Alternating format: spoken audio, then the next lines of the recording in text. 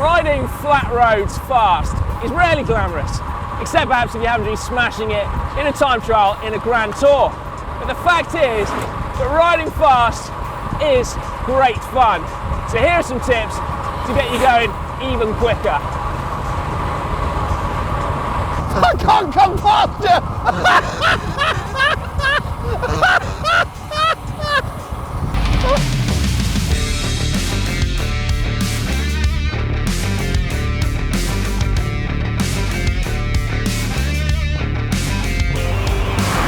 Firstly, pedalling style. Now, we're not just talking about pulling up on the upstroke or jumping down really hard on the pedals like you're stomping through a marsh. It goes a lot deeper than that. Yeah, a really interesting article on cycling tips sheds light on why some bigger riders can climb really well, but yet suck at riding on the flat, somewhere you would have thought that having that extra size would actually be a real benefit. There is a lot of complex physics going on, but ultimately it comes down to inertia and how much energy is required to sustain a given velocity. Yeah, now although power on a climb or on the flat is the same, the inertia is very, very different. And how that equates to your ride is if you're riding on a climb or you're riding with low inertia, you'll be applying far more power through a longer period of the pedal stroke. But if you're riding fast with high inertia on the flat, your peak power will be higher but for a far shorter period, even with the same cadence. Crikey. Now it is more complex than that, but in essence, if you spend all your time riding long climbs, then don't expect to be good at riding fast on the flat. You need to condition yourself for that kind of effort. And so the best way to get faster at riding on the flat is to ride on the flat fast. Very well explained. So if you've got a local group ride, do just that, ride along with a group. But if you're solo, riding on your own, it means intervals. Oh.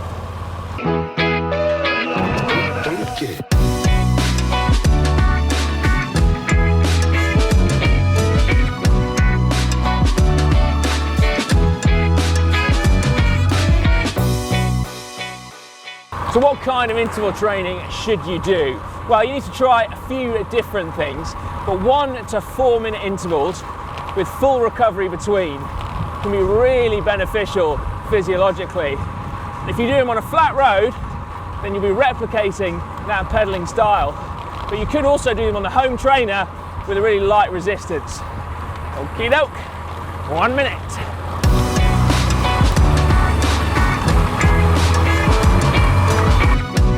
Another type of training that can really benefit your fitness and reap dividends is sweet spot training. Now this might not be new to many regular viewers, but it refers to the type of intensity that's hard but not painful. So you should be able to maintain it for around 90 minutes. But in this particular case, we're going to pick 2 20-minute sweet spot intervals on your ride. Now we couldn't do a video about riding fast on the flat without talking about aerodynamics, because wind resistance is the biggest force holding you back, and the faster you go, the greater its effect. Now you could throw some money at it. As we all know, buying aero equipment can have a dramatic effect, but you can also do it a bit cheaper too. Yeah, try and reduce your frontal area as much as possible. So keep your elbows tucked in, drop your head, and then try and get your back as flat as possible. That is completely free. Then you could also look at buying some slim fit kit. It doesn't have to be too expensive, but wrinkles and flaps will only slow you down. You know, I used to actually take cycling kit to a tailor's in order to get it adjusted because it flapped so badly, but fortunately most kit now fits much better, so that's not necessary. And then once you go beyond kit, an aero helmet is a really valuable purchase, and then after that, aerodynamic wheels. And interestingly, if you've only got enough money for one wheel, buy the front one. That's more important. Whoa! Yeah, Aero? looks stupid, but it's more important. Aero tips. Yeah, budget aero. Yeah, budget aero tips. Behind wind resistance, rolling resistance is the next big force holding you back. Now it's been much misunderstood / ignored for years, but we're now well aware just how important this can be. And actually, there isn't much arguing with the data, although there are quite a lot of skeptics given the amount of savings that are apparently on offer. But according to independent lab tests, you can have savings of over 15 watts per wheel at 40 kilometers an hour, which is absolutely amazing.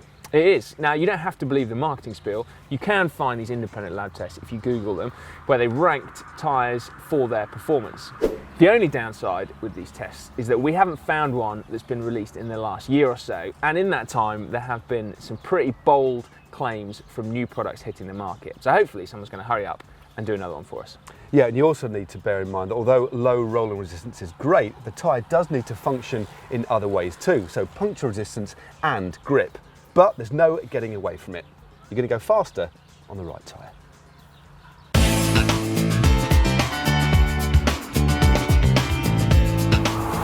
All that beating around the bush, well, let's get to the meat of the issue.